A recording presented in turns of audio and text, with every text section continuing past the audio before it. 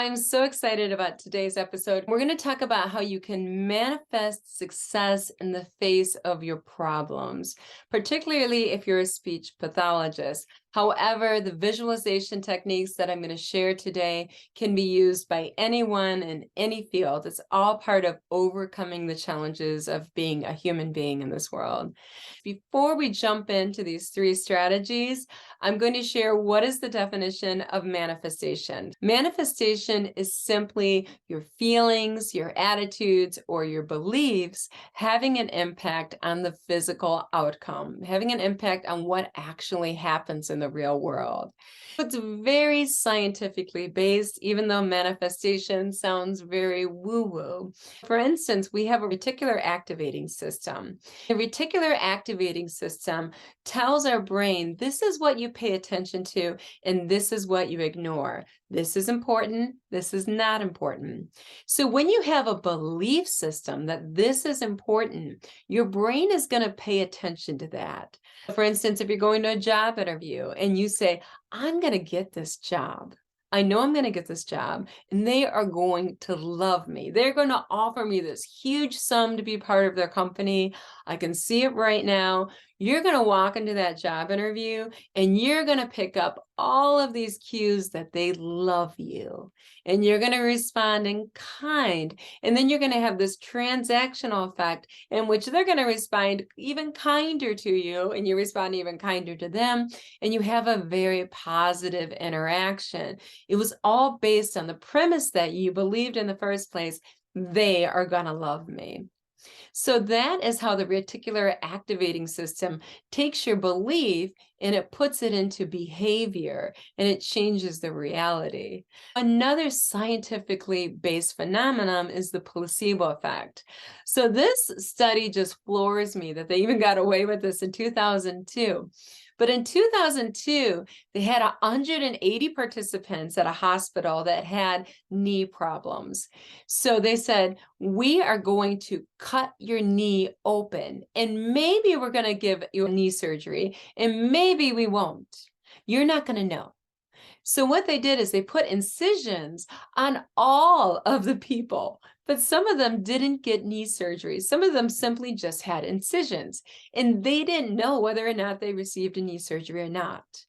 That said, 2 years later, what they found is those that actually received surgery and those who didn't receive surgery both had equal levels of improvement. Those who didn't receive surgery and believe they did said, oh, their knee is much better than it was before the surgery. So they reported a lot less pain, a lot less swelling, a lot less inflammation, a lot better mobility, even though there was no surgery completed. That's the placebo effect in which your mind can actually impact how your body reacts to a disease or disorder, particularly in the sense of pain management or stress or nausea. So the mind is very powerful, and your beliefs, your attitudes, your feelings can actually change reality. So those are the two scientific backings of manifestation. Let's talk about the real world. Being a speech pathologist, this could apply to any profession, however. Life is three things. It is constant work. You can't escape that. It's pain. You can't escape that. There's always loss. And you also have uncertainty. That's reality. That's reality for everyone in this world. Constant work, pain, and uncertainty.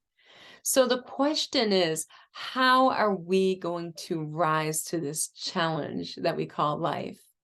And what I'm going to do is I'm going to reference this Dr. Phil Stutz. And Phil Stutz was Jonah Hill's psychotherapist. And you can see this documentary on Netflix. It's on right now. It just came out in 2022. And what Phil Stutz did is he gave great visualization strategies. So I'm going to share those visualization strategies with you today. So what Phil Stutz said is that in overcoming these challenges that are always going to exist your whole life, you need to have your pyramid in place. And your pyramid is 3 tiers. The bottom tier is your health. The health is, are you eating well? Are you exercising? Are you sleeping? And that's going to account for 85% of your mental state. So a healthy body is a healthy mind. As you know, what's good for the body is what's good for the mind. And as we're finding more and more research, what we're finding are interventions that are good for the body. Those same principles involve interventions that are good for the brain. For instance, challenge creates change, not only in the body, but in the brain. That's a whole different episode. 85% of your mental state is, are you sleeping well? Are you exercising? And are you eating well? After that, you have people. That's the second layer. Are you having interactions with other people? And he says, because you have a mountain ahead of you, the people represents kind of those grips that you can put your hand on to pull yourself up. You can't do this alone. You need something to hold on to help you along the way. And that represents people. And I like how Phil Stutz said, maybe it's just one person. It could be someone you don't even like that much, a neighbor, and you go out and you take the neighbor out for coffee and you spend time with that neighbor, but that neighbor represents people, that you're part of the human race, that you're interacting in the human race, that you're not doing this solo. We need people in this challenge of life. And remember, that challenge of life is constant work, pain, and uncertainty.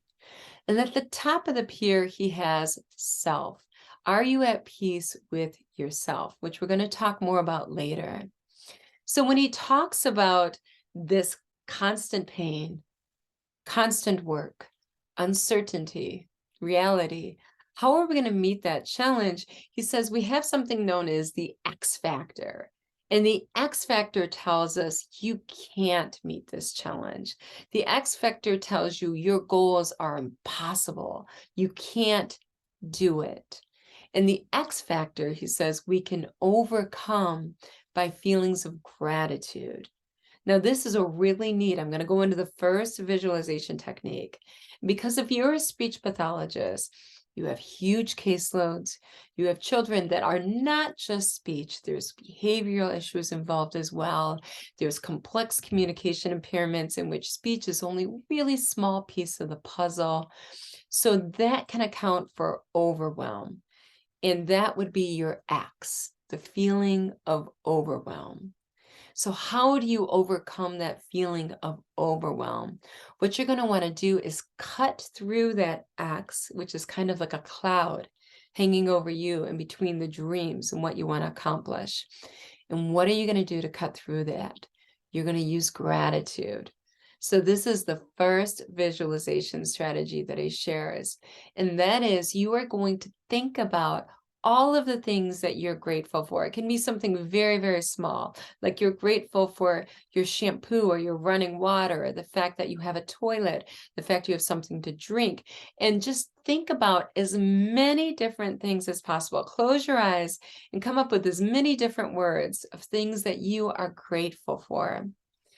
And keep going and make sure it's something different. What happens when it's something different is you use creativity.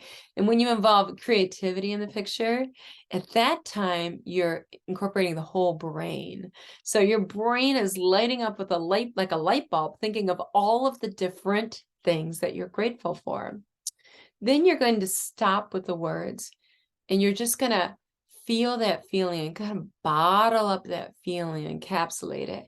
And you're going to take that and cut through that cloud over you, that cloud of overwhelm that's getting in between you and your dreams, and cut through it and think of your dreams and how you're going to accomplish your dreams. So that was the first strategy, is to close your eyes and think of every single thing in the universe you're grateful for. And then imagine that all coming together in kind of a knife and cutting up into that cloud of overwhelm and seeing the sun on the other side and accomplishing your goals and your dreams. So gratitude is the antithesis of fear, because fear that you're not going to be able to accomplish this, this is amygdala, reptilian thinking, whereas gratitude is higher level thinking. And as we've talked about many times before, you can't be in a reptilian brain and a higher level brain at the same time. They're incompatible, like a light switch. So you want to switch that light up to gratitude and cut through those feelings of overwhelm. So the second strategy that was recommended in this documentary that's really going to help speech pathologists or anyone in this world that's dealing with sound challenges. As speech pathologists, we tend to lack boundaries, and that we tend to, it almost seems like, want to please everyone and want to help everyone. And as a result, what we tend to do is to wear ourselves too thinly and scatter our efforts in a million different directions, trying to make everyone happy. So the question behind that is, why is it that you're putting so much effort in going above and beyond and giving more than you even have in terms of your time, in terms of your resources, to please everyone? Could it be that you feel that you're not enough? And that's why you don't have boundaries, that you have to go over and beyond that you even have and give more than you even have to give. So that's when you have a lack of boundaries. And many people, I can tell you, I myself do this. It manifests in high functioning codependency, in which you're giving and giving and giving much more than you're receiving in return. It's a one-way relationship in which you give and give and give and give and give. What happens as a result of that is that your energy is scattered in a million directions. And instead of taking everything and stopping and thinking within and thinking, what is it that matters to this child? And what do I know within? What is my why, or what is my higher powers high? In working from that place within, that is when you're going to create change. However, many people can't work within that place within because they're too busy hiding what they're ashamed of from the past. So traumatic events from the past, which Phil Stutz as being your traumatic experience, your trauma childhood. What is it you want to hide from the past? Something that said that you weren't enough, that you're trying to cover up. That's your shadow. So what Phil Stutz would recommend you do is you take that shadow and you put it on a large screen in front of you, front and center, and you give it attention. And you say, what is it that you're feeling? How are you feeling? And what do you want me to know? What do you want me to learn? How can I learn from you instead of trying to hide you? It's kind of like the Japanese art of pottery, in which you take broken pieces of pottery and you put them together and you use gold to seal up the cracks, because the cracks is what makes you special. And that piece of art is known as kintsugi. So instead of hiding and trying to keep in the shadows your previous self, something you're shameful from in the past, take that front and center and embrace it as your superpower, as a strength, as something that's going to make you better as a speech pathologist or better as a human being. So for me, for instance, I know that my shadow from the past is my superpower as a speech pathologist, because as a speech pathologist, I'm very pragmatic. And like, what can I do if I'm only given $5 in terms of my time and resources to change this child's life? How can I come in the form of bread? Because of my childhood experience, I've experienced what happens when there isn't enough. And how do you deal with that issue of not having enough? And how can you take that as a superpower, and how can you translate it into the work you're doing today? So that is the second visualization, is to take that shadow, to take that child that you're embarrassed of, that horrible event that occurred to you, and to put it on a screen and to attend to it and to ask them, how are you feeling? And what is it that you want me to know? And how can I learn from this? So that's the second visualization. These are pretty powerful. I had a lot of fun watching this. You're going to want to make sure to check this out. If you missed it, it's on Netflix right now, and it's called Stutz, Stutz. Instead of chicken noodle soup for the soul, I compare it more to organic vegetable soup for the soul made with bone broth. It's just, it feels good. It's light. It's little reminders everyone needs in this life. And I think these visualizations are very creative. And when you get creative with your visualizations, your brain is going to light up like a light bulb, meaning that you're all in. It's not just words, it's not just pictures, it's so much more than that when you're using the symbolism. So let's look at the third strategy. The third problem a lot of speech pathologists have, and people in general, honestly, is that there's someone that you feel like is just working against you. Maybe there's someone that you just despise, okay? So you have this parent, teacher, administration, teaching assistant. There's just this person that is just driving you nuts, okay? And so it's just really gotten in your skin, is making your life miserable. That's just, you've probably known someone like this.